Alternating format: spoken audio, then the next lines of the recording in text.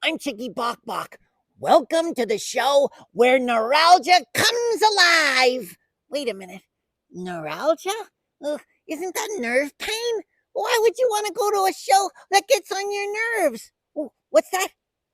Oh, nostalgia. Oh, thank you. Welcome to the show where nostalgia comes alive. It's time for Jake's Happy Nostalgia Show. Enjoy. Roll it. Welcome to Jake's Happy Nostalgia Show, where nostalgia comes alive. Join Jake and his friends on a journey through pop culture of the past, where they interview professionals in the worlds of acting, directing, writing, puppeteering, and so much more. Who will they be chatting with today? Find out in this Jake's Happy Nostalgia Show episode. Hello everyone, welcome to this episode of Jake's Happy Nostalgia Show, where nostalgia comes alive. Everybody here with us, thank you for joining. As always, I'm your host, Jake Teffenball. Who today? Goes Chris Bixby and Matt Bingle. How you guys doing? Doing good. Doing good. Hi everyone. How are you, Jake? Doing great, Matt. Thank you for asking. Chris, what do we have for today? Today's guest is a producer who for many years worked at Sesame Street, starting off as a senior producer and then worked her way up to producer and executive producer for the show. And aside from Sesame Street, she co-created and executive produced the show Hero Elementary also for PBS. These and more with her special guest, Carol-Lynn Parente. Carol-Lynn, happy to have you here. Hi, fellas. Hi. I'm very happy to have you here. So, Yes. so to kick this off, could you tell our audience a little bit about yourself and what you do? Sure. Well, I did spend most of my career at Sesame Street, just under 30 years. I loved television, even as a kid. I was sort of that baby that was put in front of the television and just gravitated towards it. You know, I was glued to it. I was a little old for Sesame Street when I started watching, because I was born in 1963 and it came out in 69. But there just wasn't a lot of kids' TV to choose from. So I did watch Sesame Street as an older audience member. I loved television, but when I went to, and I was really lucky. I had parents who kind of didn't. I didn't have a bedtime, and I remember watching Johnny Carson as a kid. So I really kind of honed my. I guess I always had an interest in comedy. I was a big watcher of sitcoms as a child and adult. So that really formulated, I guess, my early comic taste and interests. But when it came time to go to college, I wanted to major in communications, but my parents said, you have to know somebody to get a job in television, and we don't know anybody, so you better do something else. And I thought they were the smartest people I knew, so I listened to them and I majored in business and economics of all things. And when I graduated, my last year in school, I got an internship at NBC. Oh, nice. And I was lucky to get that internship, but the reason I got that internship was because they were flooded with communications majors, but there was a job in something called spot sales where they sold advertising time to the networks, and or the network sold advertising time, and they wanted a business major. And so my parents were right. I got that internship because I was a business major. And once I was in 30 Rockefeller Center, that building with all, there was no turning back. So I turned down a bunch of jobs until I got my first job was actually at Showtime. And so I started working there, and I only worked there for 1 year before I got a job at Sesame Street, which was then Children's Television Workshop. Nice. And the 30 years later, I left there shortly. After leaving there, I got a job at Minnesota Public Television. I left actually to work on some of my own things, but then they had a need for an executive producer, and I just couldn't resist staying in that PBS system because once you've sort of been trained to do such good educational work, it's hard to do something different. Right. Absolutely. Absolutely. Yeah. For those needing more context, this was around the time when TV stations actually signed off at night. Yeah. I do remember. I remember they play the Yeah. national anthem, Mm-hmm. which is a Mhm. song I still love. But I think it's from those and the color bars, you Yeah, know. Yeah, those yeah. color bars. Yeah. For a kid, color bars were pretty. So Right. Yeah. So now, what was your what was your childhood like, and how did you grow up? you know, I was always gravitated towards comedy. Um, I was a kid, probably more as an adult, but I guess even as a kid, I thought I was funny.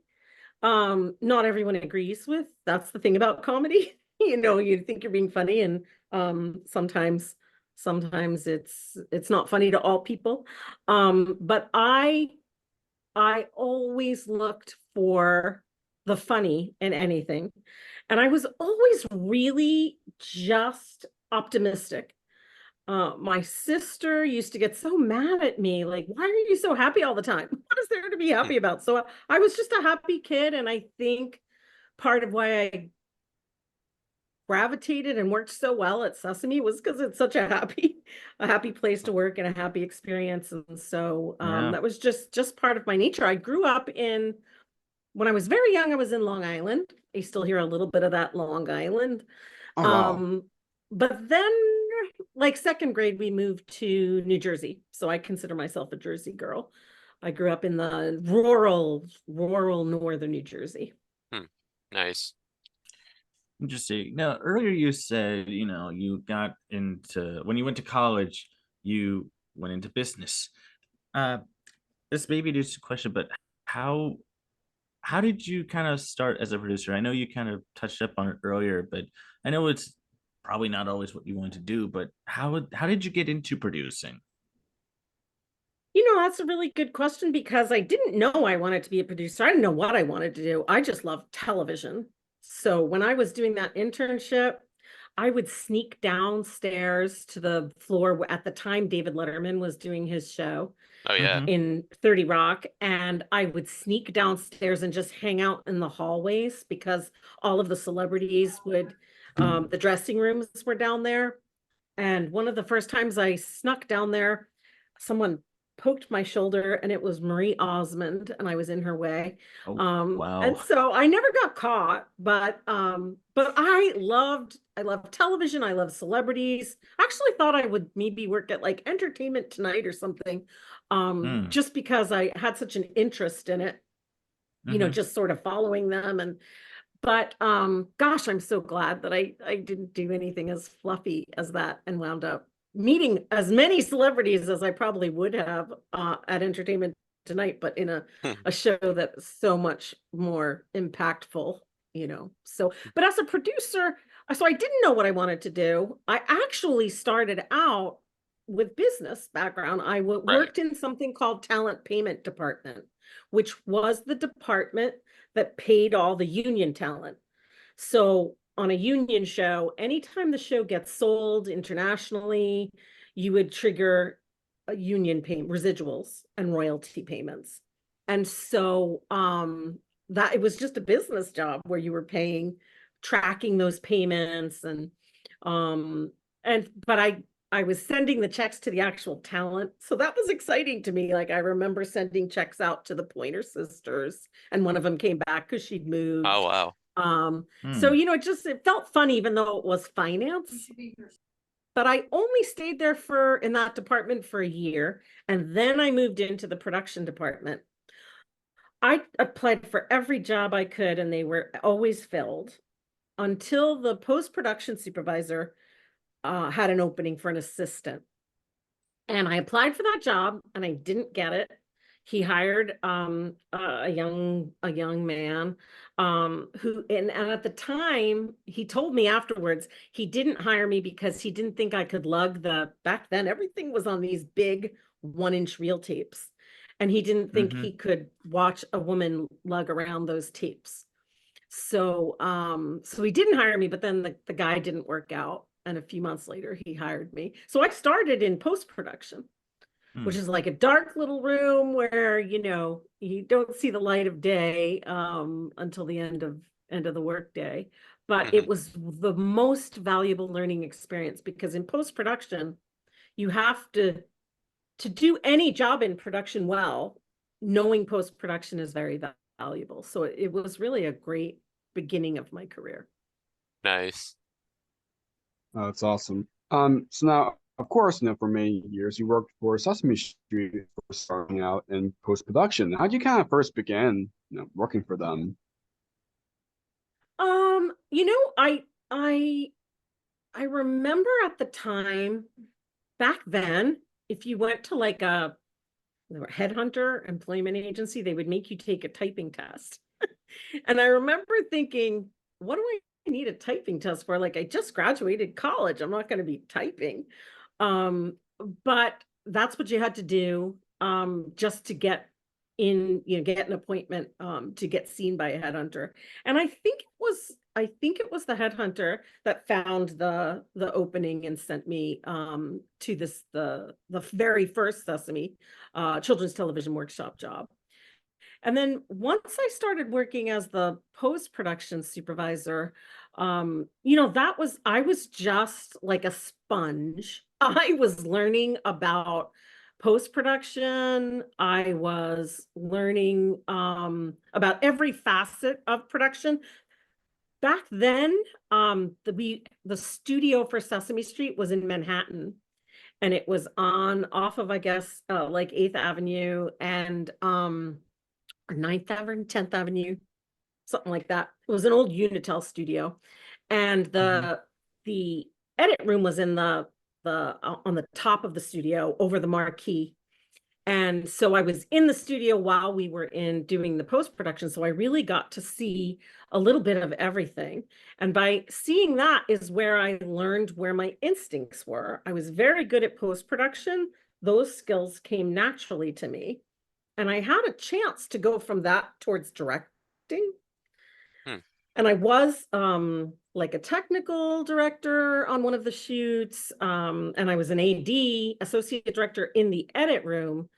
But that didn't come, the associate director job in the studio where you're switching cameras, and it just didn't come naturally to me. I had to think too hard, and that was stressful. But as a producer, those decisions, those jobs, that came naturally to me. So even before I was a producer, I had really strong creative opinions.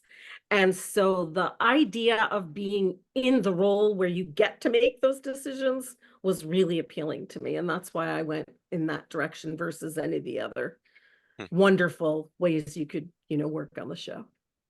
Nice, nice. So now, how did you end up working up to the executive producer role for Sesame Street?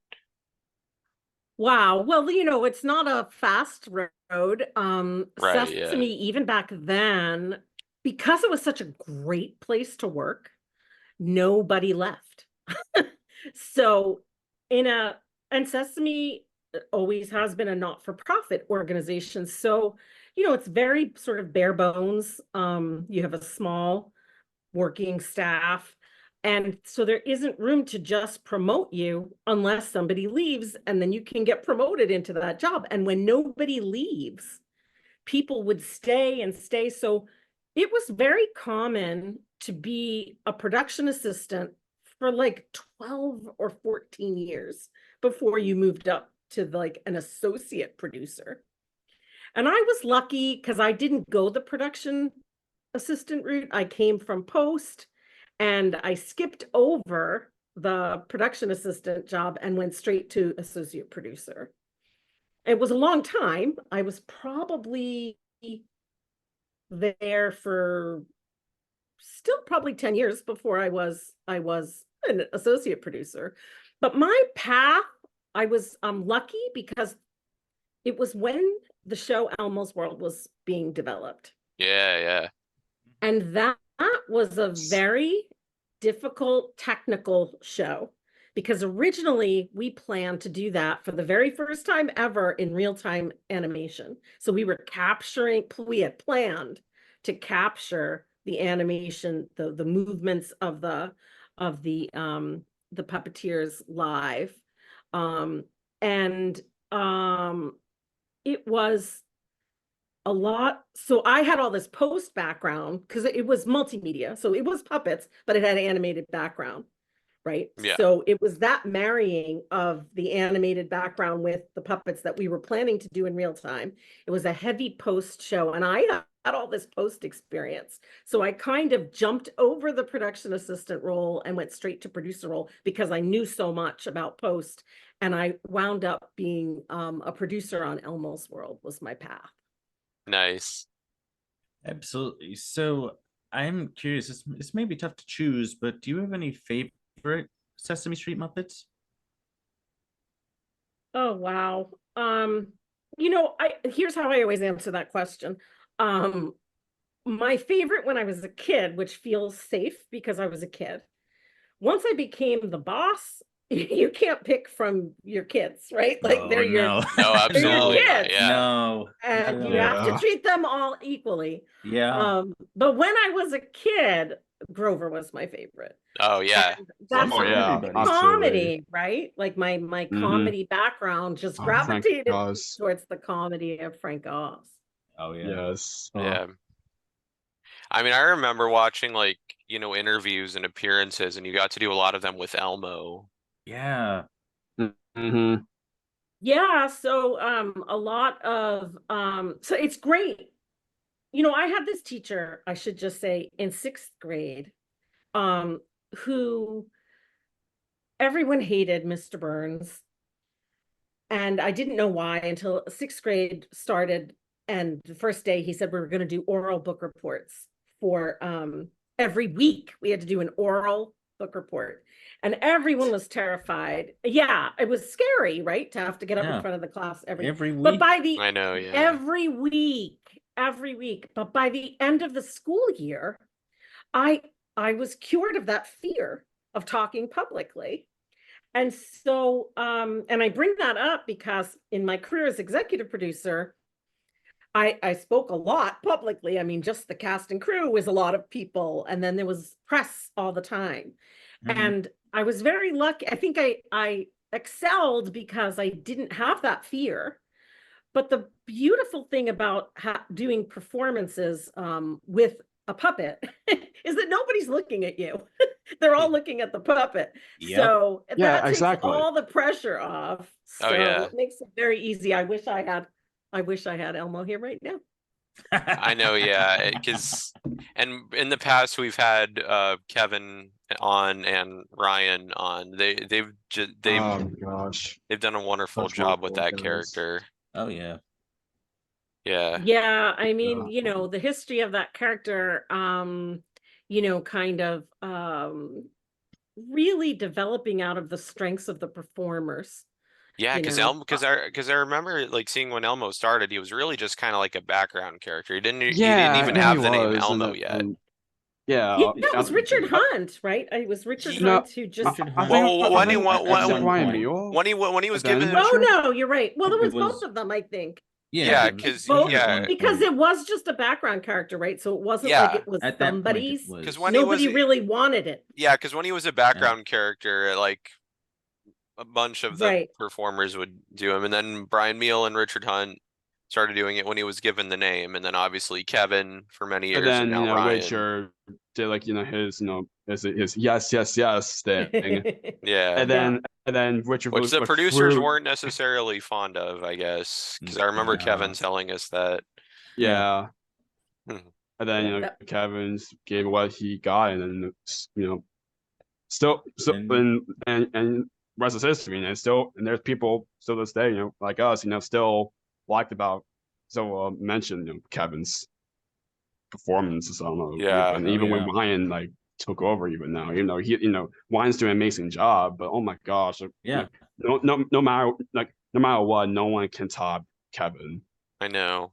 Yeah, Kevin, the interesting thing about watching Kevin was watching his face as he performs Yes. Elmo. Yeah. Because he actually becomes a 3.5-year-old. I know. It's just as fascinating to watch him performing as it is to watch what he does with that character. And it's, when you think puppeteering, it is such a really special art form that is so underappreciated. Maybe not by you guys, but by the public, who thinks anyone could just do a voice of an existing character. Right. But they bring so much emotion and an expression to a character that's really hard to mold into expressions. So their talent is just, and obviously they learned from the best. I often say I was so lucky because the Henson puppeteers are the best puppeteers on planet Earth. Oh, for sure. There Absolutely. isn't anything that comes close to them. And it feels like you're, breathing rarefied air to have been exposed to their art form for so many years. Yeah, and a lot of people, when you mention about like the public kind of not really thinking too much about kind of what puppetry is, a lot of the times they don't think about the history of all these characters because they were the original group of performers. Jim Henson, Frank Oz, Carol Richard, Spinney, Jerry Nelson, Richard. Yeah. Well, it's not just that. Fran. It's not just that. It's how difficult it is. It is so much more Yeah. difficult than I think people realize. Yeah, people. There are people out there because you're in like weird poses like for hours at a time, and or even it's like weary, especially on the arms and the back, especially. Or in general, probably there's even a lot of people even now that didn't know puppetry is such so hard thing to do. I know. Like you can't just be like of them, really, right? Yeah. But like Matt you Vogel's have below to do the so frame. much in order to do it. What's I love behind that the frame, below the frame, and all of them I lined up Matt. on top of each other. I know, It's the close group of people. Absolutely. Literally. Oh yeah. I mean, there's so many great Sesame Muppets over the years. Yeah. What of amazing puppeteers too, like you said, they are so we previously got to we already chat so many most of them. They are just so wonderful people, most amazing people in the ever. world. Yeah. So I will say one of my favorites was Forgetful Jones. Oh yeah. That's a character that does not get enough love. No, I know. Right. I can still sing Witcher's performance for Witcher. Oh my gosh. Yeah. That's a There's wonderful nothing character. funnier For Witcher to me than that song. No. Yeah. For Witcher did for that character. Oh my gosh. And now Matt also took over. Yeah, because he popped up. He popped right. up a little bit during like the 50th anniversary, but just kind of for that, we haven't really seen him again since. Since Richard did. Yeah. As I get older, I have a more appreciation for Forgetful Jones as a character because Right. To him just being like, oh, what is this? Like, for example, because I feel like one of those things where you can't like on the fans will probably which I can say that too because I remember Kevin when we did talk to Kevin, he kind of brought that up too. When like he didn't really know much about what he should do for Forgetful Jones until they did a full on like an Oklahoma sketch. Oh, the Oklahoma sketch, yeah. Which another one of my favorites. Of course, classic. Yes, ours too. That he just kind of have that thought like, okay, what if Forgetful just forget. Like just simply forget the lines or forget the line of the song. Simple, Forgetful Jones, duh. And then Jim Kermit being so frustrated, Yeah. I love that sketch. It's classic. It is. Yep. Absolutely. So I'm kind of curious. Do you have any like favorite Sesame episodes that you got to produce? Oh gosh, so many. Before I was a producer, I will say I don't think there's anything that was more emotional than Maria and Luis getting married. Oh, yeah. Oh yeah. yes. I had Yes. just joined the company Love that. shortly before that. And when that episode aired, we had this wonderful like celebration in the conference room at the office. But I mean, we all cried. And it was just so sweet. I mean, it's the thing about Sesame, right? Is that it's this family that has grown and evolved and I mean there were so many fans that thought they were really married. Oh, yeah, yeah, right. Yeah. Sonia and Emilio. It was just so special. So, I always I have a soft spot in my heart for that particular set of episodes. And then, I really I there's so much we did like special episodes when it was the hurricane or Oh, yeah, yeah. those are Yeah. they still air, at times when Yeah, it's as like repeats. fun Yeah. or Yeah, yeah, right. yeah, Repeats, it's yeah. still relevant and still used. I really loved my work on Elmo's World because the talent beyond, I mean, obviously Kevin, um, but Bill Irwin and Michael Oh yeah, yes, Peter Michael and Yeah, Jeter. yeah. Kristen Yeah. Chenoweth as the Noodles. Oh Yeah. yeah. And Yes, so then, talented. that's another art form that's dying out, that miming. Yeah. It's just they were so good at it. And I remember, so we obviously had my Bill Irwin for many years, and then when we were looking to fill with a female Mr. Noodle's sister, we used to laugh at ourselves that we cast a Grammy-winning singer, Kristen Chenoweth, to be a mime. Was sort of unique casting that she didn't even get to sing, she didn't even get to talk, but she's I know, yeah. a comedy, also just a great comedy actress. And beyond the Noodles, which I loved so much, Joey Album did the Oh, channel Oh, yeah, love animation, Joey. yeah. Yeah. and He's so great. he's so great. He has such a style for So those. talented with like art form, which is His crazy animation that like style I his, love. his animation is kind of like still used for Sesame, which Yeah, is it's pretty I cool. mean, he had done many films for Sesame before that, but he was the perfect person for those little channel animations. And then we used Andrea Martin for the voiceover of those Right. channel animations. Right. And that's another like unbelievable talent who would come in every year to do those. So wonderful to work with. So just a joy and a delight. So just, having a chance to work with that caliber of talent all the time, it almost didn't matter what the show was. It was always eye-opening, fascinating, riveting. So still remember those experiences. Absolutely. Yeah, somebody else had brought up the fact that Kristen Chenoweth was casted. A Grammy Award singer couldn't even sing. I know, yeah. Yeah, What? yeah, Kevin, like what if she can sing, talented singer, like And why Michael and match Bill too. Elmo? And Yeah. Michael It's and Bill true. too. They've had a lengthy acting career too, and they never really all they got to do was mime. Mime, yeah. Yeah, like imagine Elmo can imagine them singing. That makes a lot of sense.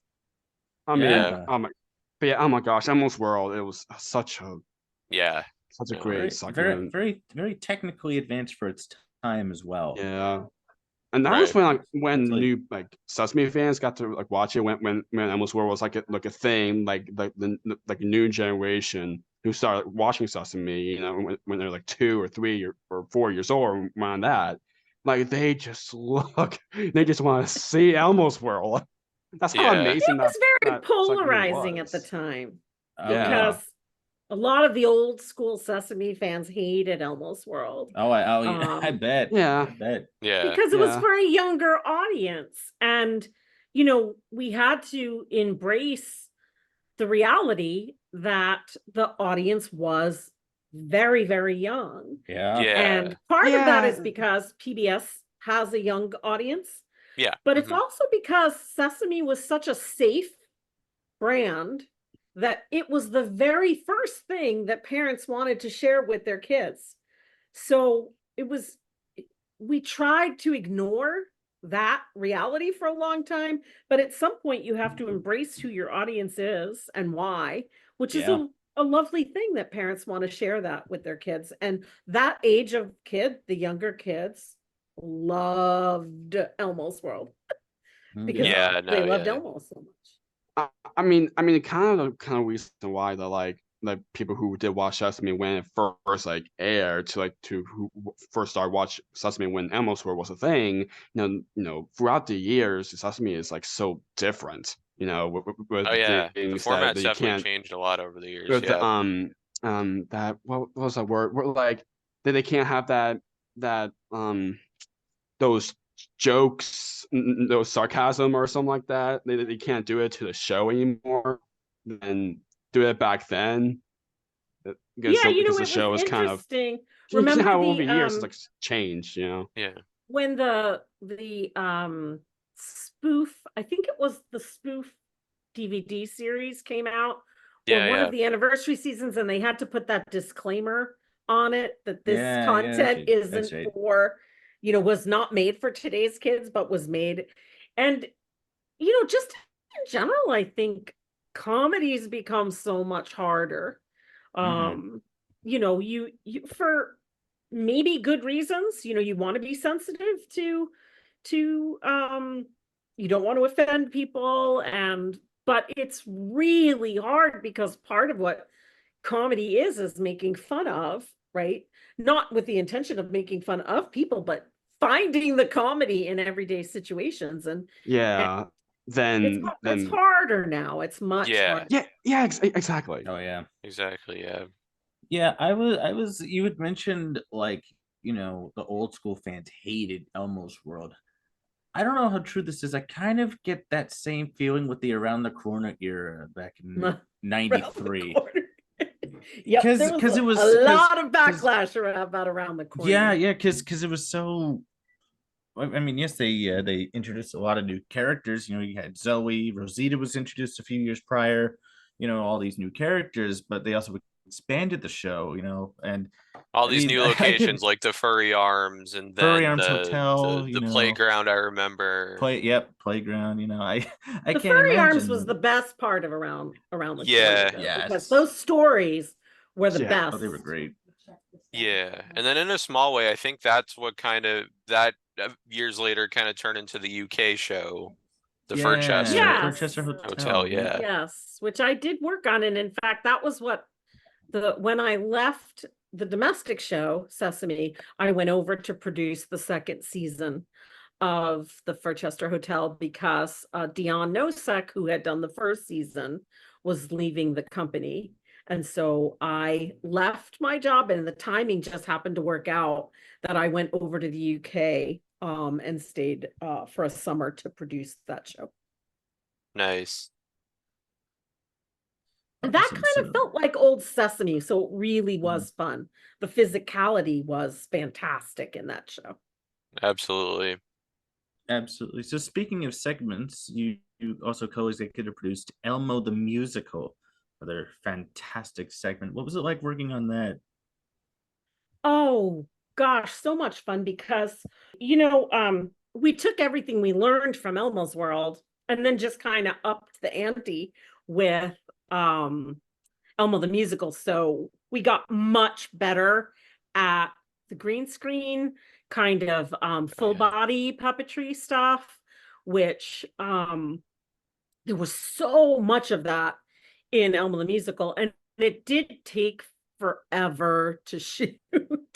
It was complicated, but when you saw the final pieces, I mean, it's hard to believe that that wasn't just and I think I don't know where I have them, but for years I used to have the green screen behind the scene pictures when you would see all the people working to just make Elmo's legs move with whatever props or things he had. Right. So exactly. There could be, 8 puppeteers moving for one little scene of movement. But gosh, he climbed mountains and he did tap dancing, and I mean, it was just He was It a was president in one of them, I That's remember. right. Yeah. He was a Right, and being president. like a pizza, There was a pizza one, there was an astronauts yeah, one. right. It just Yeah. spoke to all of Kevin's talents, right? Like he was so good at the technical side of puppeteering. And with Elmo the Musical, we really pushed the limits of what we could do with puppet movement. But then he was a fantastic singer and a fantastic performer. And I think the production numbers of Elmo the Musical just spoke to all of his talents. Absolutely. So another segment you executive produced was the on location segment, Murray Has a Little Lamb. Can you kind of talk a bit about that? Yeah, well, I mean, you guys know Joey Mazzarino, so Although We do, Joey, yeah. he Joey is is just another so extremely talented puppeteer, director, amazing writer. person. The yes, best. absolutely. And so that character, I mean, he's also just a fantastic improv comic. So to take him, out anywhere, those segments also morphed into the word on the street Yeah. segments where we would just go Yes. out. And you never knew what you were going to get. You just kind of take the crew out with Joey and you just get gold. And then Carmen was Yes, who did Carmen, love of pizza, Carmen. yeah. Yeah. yeah. So, and gosh, what a great sort of physical relationship with Murray and the lamb. So much jumping and Joey and throwing of Carmen, that yeah. puppet. Yeah. Yeah. So Such a wonderful but people always too. puppets Great out in performers. the world, there's nothing better. No. Studio Yes. stuff's fun and almost the musical was great, but there's just nothing better than seeing them out because you think of them as real, right? Yeah. You don't think of them as Yeah. puppets without legs. And so it's just natural to want to see them out in the world. And I think those Henson puppets are so beautiful that when the light hits them and you really get to see, sort of the highlights in the fur and I mean, they're just beautiful, beautiful puppets that the outdoors Yes. does wonders to. Yeah, Absolutely. and Yeah. kind of like where Murray, he's like kind of like do things, on on location, like being like be at all those schools and like ballet school I remembered, Ballet school, yeah. Yeah. gymnastics. Yep. I think Yeah, that Yeah. was at the art one, Chelsea too. Piers. I Oh remember gosh, during the shoot, we jumped into the pit of how they have those foam pits with the trampolines yeah, and where then you Yeah. like can Yeah, jump Murray, yeah. in. and there's a time where like where Murray has to jump, so basically they have to have like trying to get the legs just for that part or something like that. That's Yeah. right. Yeah. That's right. Yeah, Yeah. it's really cool seeing puppets out in the world. There are two things I have in mind. When we spoke with Jen Barnhart, like she was telling us about, I Two think it was I different think it was a restaurants. shoot I think it was a shoot with Snuffy, I think. And you I know just exactly what you're talking about. Yeah. you just see like all these people just stop and stare like it's a Snuffy sighting in Manhattan. Like Yeah. because Yeah. it's Big so Bird surreal. too. Big Bird Big out Oh in Bird the yeah. too. world. I mean, that's a showstopper anywhere. Yeah, Big Absolutely. Bird. Yeah, that and with Sesame, kind of expanding, they've done a musical, their own musical. I went to see it during its original run in New York, and just seeing those puppets like up close in person, you see them on TV, it's just so surreal. Seeing like these Muppets you grew up with in person. It was magical for me, but Absolutely. but even just again, it's like you don't see this happen every day. There was something else. Oh yeah, it was Joey told us this story. uh oh god, I forgot where it was, but I think it wasn't Murray Had a Little Lamb. It was, I think it was the Word on the Street segment, I think. Yes, And there was right. no, it Like, was oh gosh, I think I where forget. where someone is like following Joey, and then the whole crew had to protect Joey or something like that. I Oh, do, yeah. I do remember that one. That's not the one I was thinking of, though. Oh, But it was a is it, nursery. It was somebody like, what are they doing filming yep, here? And yep. I it's knew like, it. Yeah, it's no, Sesame Street. Like, oh, stay as long as you like. It's just yeah, there are a lot of Sesame. things like that. Mm-hmm. Yeah, so speaking of Sesame Muppets, you were also kind of, in a way, instrumental in the development of the character Abby Cadabby, because you were there kind of when she was being like designed and built. What was that kind of like for you? You know, it was so fantastic. But it started off sort of for all the wrong reasons. So that was my first, I had just become executive producer, and there was a desire to just have a girly kind of pink puppet, or something that resonated better with the girls in the audience. And that felt like a really bad reason to create a character, right? Like you don't want to go into something, you want a character to develop organically for you want a deep character for reasons that help story. So it was a really, and I was very conflicted because that was my first as executive producer with the writers room. And they really balked at the notion of like, that's not how you create a character. And they were right. That isn't how you create a character. But I think it was Tony Geis at the time who said like, well, just what if, she was a fairy, and that was like a species we didn't have on the show yet, Right. in a regular character. And then there was all this fun conversation with the writers that started to develop about bringing the character to life.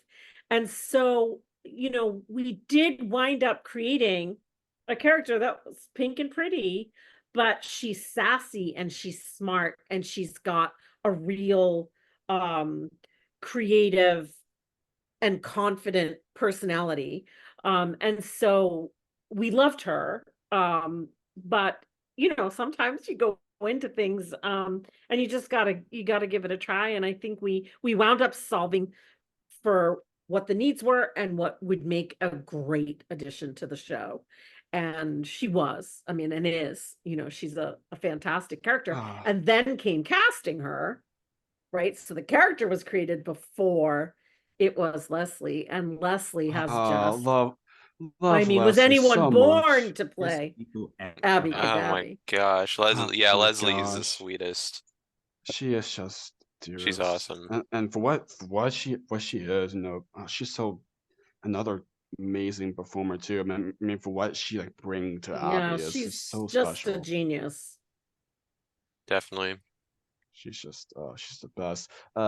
Speaking of Abby, actually, perfect transition. Of course, you also got to create one of their anime segments, Abby's Flying Fairy School. Well, and it went into kind of creating that. You my memory's not the best. Speaking of Forgetful Jones and why I love him so much. So I don't necessarily remember exactly, but I do know that Sesame has always evolved with the times, and there was a lot of pressure. An hour of live action, especially puppets, production was it was an hour back then, is expensive. So and kids, I mean, other than Sesame, by that time, I don't know, maybe 90% or more of kids' TV was animation. And so, Yeah. and the thing is, kids, even before we created a long animated segment like that, kids are used to seeing their favorite characters in many different forms, right? Like they see them in books. Now they see them in apps and games, and they take on an animated form in those formats. So they're really, as much as we sort of went into that one screaming and kicking too, not necessarily wanting to do it. But once you realize kids would embrace it. We just tried to make it the best animated segment it could be. And there was a lot of freedom you found in things you could do so easily in animation that you couldn't do with puppets. So having a character that flies, around the room, like Abby has wings and she can fly when you can afford to do green screen and, have a long shoot, but she can't fly all the time like that. And in animation, you could zip around, you can have that little pixie character that was a lot of physical action and physical comedy we got to write with that format, and the animation was just beautiful. The key Oh there, yes. it was very important if we were gonna do animation that we find a company who could bring that fur to life. And that's the hard part of the texture of the fur. So we didn't want to do them in, a 2D flat look. So the company we worked with had like this one guy who lived in Sweden or something like that, that was like an expert in bringing that fur texture to life. So it really does, it looks beautiful. And it had really fun, like toy play sets that went with it. So it had a great play pattern for kids. And it was fun. Again, we didn't think the show needed it, but it was a great experience to do it, and I think those shows are really a lot of fun. Oh yeah, such a Definitely. wonderful, great segment, and kind of cool addition to the show. Which, of course, if I'm correct, the segment was like animated by Magnetic Dreams. Is I that think it? so. That not that segment. Magnetic Dreams A did couple. Elmo the Musical. A couple of spot sequences. Okay, gotcha. Didn't see Yeah. that. It was on my Yeah, review, so that's why I said they that. Magnetic did an amazing job of Elmo the Musical.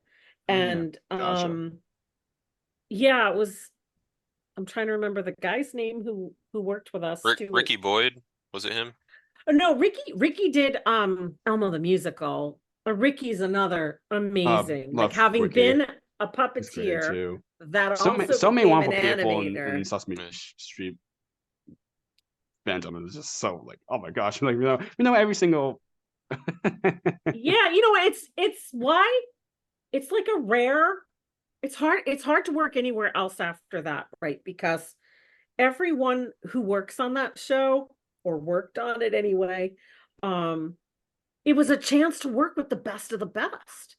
And so who would turn that down, right? And everyone who worked on that show could have made a lot more money working in commercial television.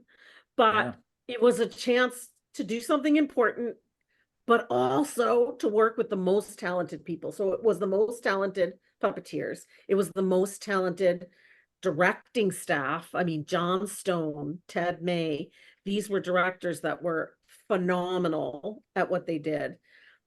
We had researchers that were phenomenal and educators that were phenomenal and set builders and costume builders, and all of the people were at the top of their game. So it was just a chance to work with all the best talent. Absolutely. Absolutely. It's actually a perfect transition. Speaking of best of the best, Sesame has been known for a ton of celebrities being on the show over the years. Do you have any favorites that you got to work with during your time at Sesame? Oh gosh. So many. Um and I think I gravitate towards, I love music. And so I gravitate toward the musical artists because, musical and comedy, right? Like those are my two passions. So, like Bruno Mars, Yeah, yeah. was so much fun, and Yes. John Legend, who when he first Oh started to yeah. play, I thought he was really terrified, because he was very quiet.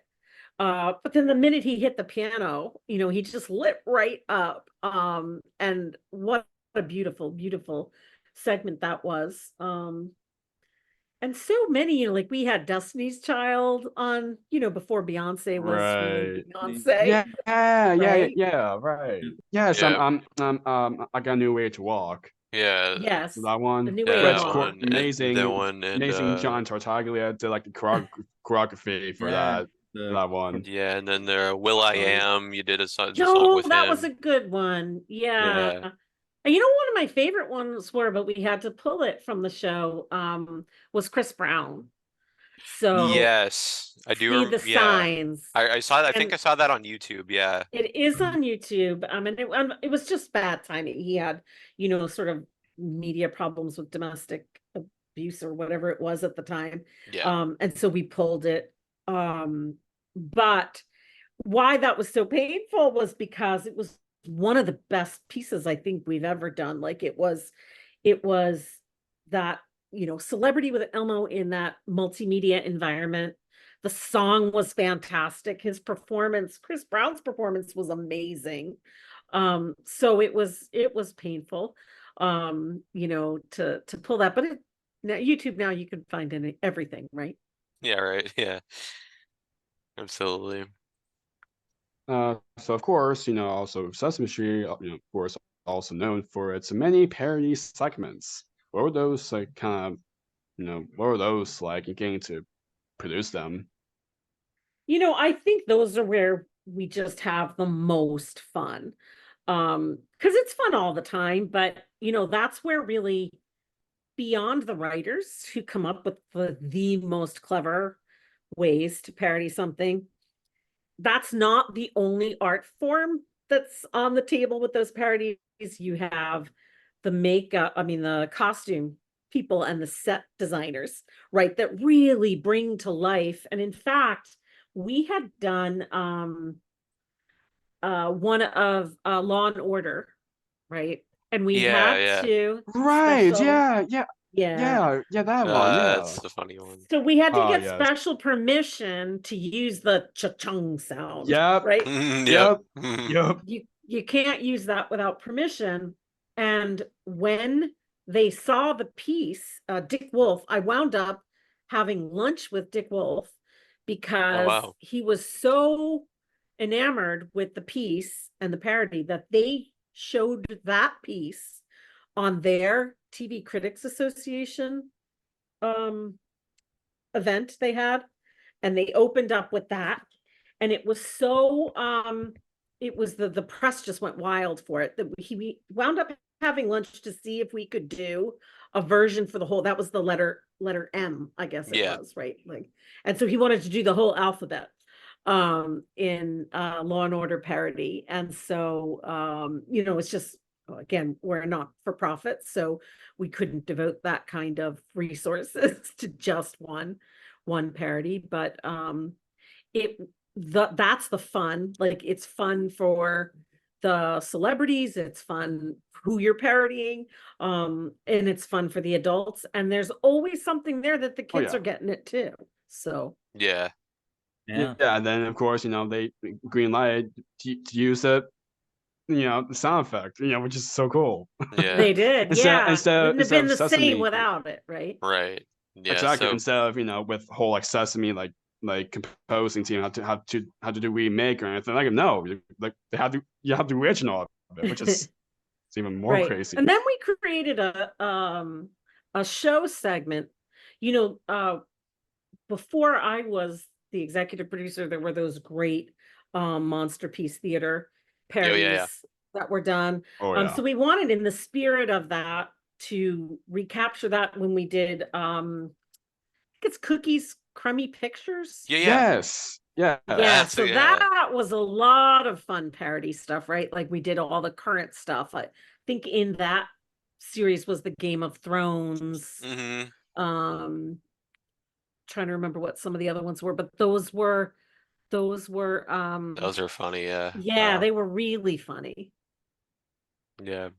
It's awesome. So aside from episodes and segments, you also got to executive produce some of the home videos. And speaking of Abby, one of them you produced was Abby in Wonderland. What was that? What was that like? Oh gosh, that was so much fun because really the set designers did an amazing job with that.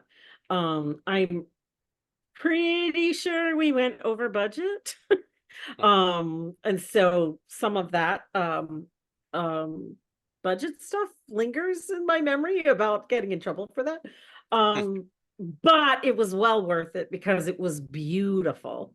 Oh And it yeah. was really nice to see, like a star vehicle for a female puppet character, which didn't happen all that much, through the years of Sesame. Right. Yeah, amazing video, so great.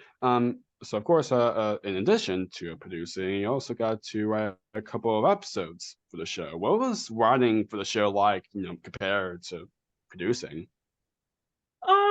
I didn't do much of that. I've done more of it since. I'm a much better editor than I am a writer. I can take what somebody's done and make it better, which is what, Ah, head writing and editing, story editing is about. But every once in a while there was, just an idea comes to you when you've sort of lived with these characters for so much of your career, you just kind of know them, and something, can just come to you. But I am in awe of the writing staff that I was exposed to during my career because they are, I mean, true comedy writers. oh It's yeah. and it's really hard, much harder than it looks, to make something funny for 2, 3, 4 year olds and adults. And there's something in almost everything that gets written for Sesame that appeals across that large age range. And it's really hard to do, and they make it look so easy. Hmm, absolutely. So outside of producing for the show, you also produced a number of the YouTube content for the show and the different online content. Can you kind of describe that process? Yeah, that's the beauty of, I sort of feel like when social media started and the YouTube platforms came out, what was fun was that it was like what must have been like going back to the beginning of Sesame when television was kind of a new platform. You know, the language we always used in my entire tenure at Sesame was each year was an experimental season in television. And so that language from the early years of it just being this experiment to see if it would work sort of stuck. And of course, by the time I was, a producer, it was this well-oiled machine. Not that we didn't try new things all the time, and you can see from all these formats that we tried and all the different formats the show took, from being sort of a narrative to a magazine format show, then back to putting the narrative together, then a half-hour show. So there's been a lot of incarnations. But when those new platforms opened up, that was like a playground. It's where you could just try things, right? And suddenly the quality wasn't so important. You could shoot it on a phone, right? And just get it up there. And so that works well for comedy, right? If you've got an idea and it's funny and you're parodying something, or it's a lot more fun to get the parody right up there than it is to wait for your studio time, write the piece, go through the months it takes to go through production before you get the parody up. And that's actually the hardest part about doing those parody pieces on the show, was that you had to predict what would still be funny 9 or 10 months from when you were shooting it, right? Like now you see something and it might be parodied within a month or less. After that, it's just not even relevant anymore. But back then you had to imagine, what I think we did, like a parody of Snakes on the Plane. Well, that movie bombed. And so the parody just isn't as funny when the piece you're parodying months later kind of wasn't a thing.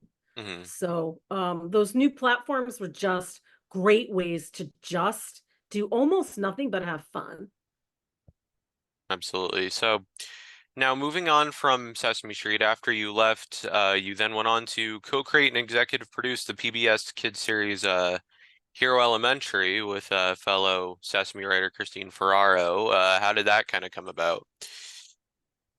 Well, you know, I had left Sesame in 2017, and I was working on some of my own projects. And then I got a call from someone that I used to work with on one of those celebrity shoots out in LA. He was someone that was now working at Minnesota Public Television, and they were in need of a producer. They'd won this very big, there are these government grants called Ready to Learn grants, where they fully fund an entire season. Yeah. And it's spectacular to have that kind of funding, right, for Oh, a yeah. new educational show. But they were having trouble. So they'd won the grant based on this idea of taking a book about superheroes learning science. Actually, it was a book about superheroes learning math. And they needed to convert the show to about science, because that's what the grant was for. And so they were not having any success making a show out of that idea. And this one friend of mine just happened to say, hey, I know someone who's just might be available. And it was like a couple of months I just left Sesame, and they called, and it sounded like such fun to again work in PBS and do another educational show.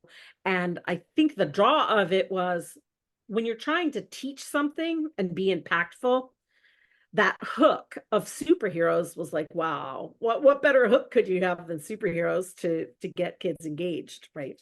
So I contacted Christine Ferraro, and we created the show together. And it was hard, I have to say. Like, so all of that thinking that seemed so genius, like create a show using superheroes. Kids love superheroes. That would be easy. Except that Easier said than done. Science. Yeah. Right. And so aspect, science, you have to be accurate if you're teaching science, but most of the for sure. superhero fun is sort of anti-science, right? Like being able to fly or super strength or all of the things that are superhero powers kind of work against the scientific principles. So we got a few months into it and thought, oh God, what did we do? I don't know how to pull this off. And then it sort of was an aha moment. We turned the scientific practice skills, so investigation, observation, searching for clues, we turned those into superpowers. And then that was the way to tie the two things together. And after that, it kind of, sort of all came together. Nice. That's great. I've heard it's a great show. I definitely have to check that out. I think is it still on PBS? It is. So what happened is PBS shrunk their regular broadcast platform on over the air, but it exists on their PBS the Kids Player app. So which is where most of the kids are watching content these days anyway. So broadcast is continues to decline at such a rapid rate that the kids are all watching either streaming or on the Player app. Right. Yep. Yeah. Very true. Very true. So as we're getting close to wrapping up, can you share any projects you're currently working on, at least that you're allowed to talk about? Yeah, well, actually, the one I've been working on, since I was at Minnesota Public Television, we put in for another grant. That grant cycle happens every 5 years. And this was a show that Christine Ferraro and I, plus her partner, Eric Peterson, we created a show that won another grant. And so we've been working on that for the last almost 4 years. It's due to premiere next year, and it's called Skillsville. Oh, nice. So, Interesting. yeah, the premise of that is awesome. getting kids exposed to careers, the careers of the future, and giving them the skills they're going to need to succeed at those careers. So it's been fun.